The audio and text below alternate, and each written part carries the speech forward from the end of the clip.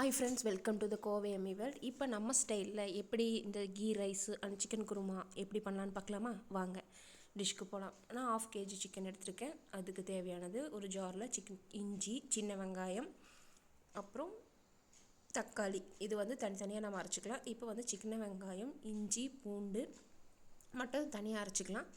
பாருங்கள், சின்ன வெங்காயம், பூண்டு, இஞ்சி இதை நம்ம கிரைண்ட் பண்ணியாச்சு. அடுத்தது தக்காளியும் அரைச்சி வச்சுக்கலாம்.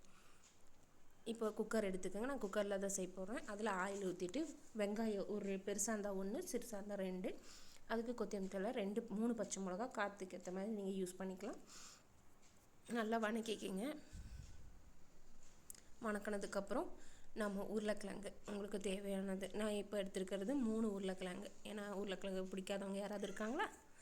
3 உருளைக்கிழங்கு அதில் ஆட் பண்ணிவிட்டு, அப்புறம் நம்ம இஞ்சி, பூண்டு, சின்ன வெங்காயம் அதில் அந்த கிரேவி அரைச்சதை போட்டுருங்க. இதுக்கு தேவையான இதை நல்லா வணக்கிக்கிங்க, அந்த உருளைக்கிழங்கு மசிற மாதிரி. இதுக்கு தேவையான மிளகாத்தூள் 2 டேபிள் ஸ்பூன், காரத்துக்கு ஏற்ற மாதிரி நீங்கள் யூஸ் பண்ணிக்கிங்க. மல்லித்தூள் ஒரு 3 டேபிள் ஸ்பூன்.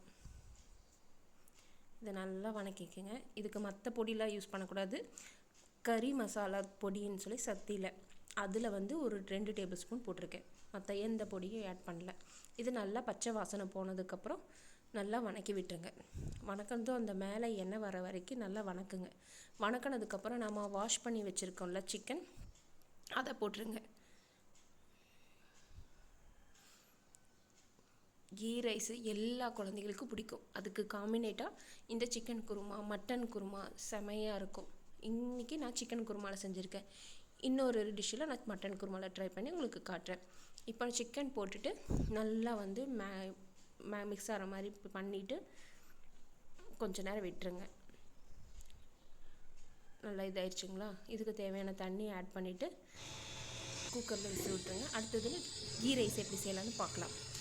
ஒரு பாத்திரத்தை எடுத்துகிட்டு அதில் ஆயில் ஒரு 50 மில்லியும், கீ ஒரு 25 மில்லியும் போட்டுக்கோங்க. இதுக்கு தேவையானது பட்டை, கிராம்பு, ஏலக்காய், மற்ற இதெல்லாம் இல்லை. பிரிஞ்செல்லாம் ஆட் பண்ணுவாங்க, அது உங்களோட ஆப்ஷன் தான். நாங்கள் வந்து இன்றைக்கி பட்டை, கிராம்பு, ஏலக்காய் மட்டும்தான் போட்டிருக்கோம். இதுக்கு தேவையான புதினா மட்டுமே, புதினா மட்டும்.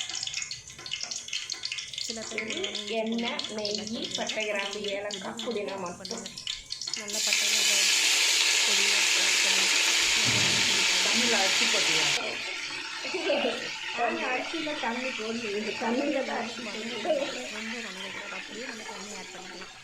நான் வந்து 4 டம்ளருக்கு 4 சோம்பு தண்ணி, 4 டம்ளர் 1 கிலோ செய்கிறோம் கீ ரைஸ். ஸோ அதுக்கு தேவையானது 4 சோம்புக்கு. நான் பழைய ரைஸு, புது ரைஸு, பழைய ரைஸை விட கொஞ்சம் 1/2 டம்ளர் இன்க்ரீஸ் பண்ணுவேன். அது வணக்கிற மாதிரி இல்லை, க்ரீனாக இருக்குது.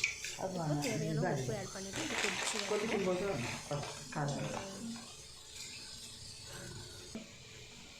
கொதிச்சிருச்சு. இப்போ நாம் 1/2 hour ஊற வச்ச ரைஸ், சீரக சம்பா ரைஸ், இதை வந்து ஆட் பண்ணிவிட்டு கிளறி விட்டுருங்க. கிளறிட்டு மூடி வச்சுருங்க. இப்போ நம்மளோட சிக்கன் குருமா ரெடி ஆயிடுச்சு. 3 விசில் தான் வெந்ததும் இதுக்கு தேவையான 1/2 மூடி தேங்காய் லாஸ்ட்டில் ஆட் பண்ணிவிட்டு 2 கொதி விட்டுருங்க. கலந்து விட்டுட்டு 2 கொதி விட்டுட்டு பாருங்கள், இப்போவே சாப்பிடணும் போல தோணுதில்ல? ஏதோ தாதிக்கிட்ட அந்த குஸ்காவோட மையா வேணுமில்ல. ஃபேவரட்னா நீங்கள் செய்கிறதுன்னு ஒன்று ஆகுது. அங்கே நானுக்கிட்ட வெந்தய சூப்பா. இப்போ இது 2 கொதி வந்தோடனே நம்மளோட சிக்கன் குருமா ரெடி. லாஸ்ட்டில் கொத்தமல்லி தூவி இறக்கிடலாம். இப்போ நம்மளோட குஸ்காவும் அந்த ரைஸ் எல்லாம் ஓரளவுக்கு வெந்துருச்சு. இப்போ நம்ம தம்முக்கு விட்டுறலாம். முக்கால்வாசி வெந்துருச்சு. இப்போ தம்முக்கு விட்டால் நம்மளோட chicken kurma and kuska ready. வாங்க சாப்பிட்லாம். இனி ஒரு நெக்ஸ்ட் வீடியோவில் இதுக்கப்புறம் மட்டனில் எப்படி பண்ணலான்னு ட்ரை பண்ணுவோம். மறக்காமல் என்னோடய சேனலை சப்ஸ்கிரைப் பண்ணுங்கள். தேங்க்யூ ஃபார் வாட்சிங்.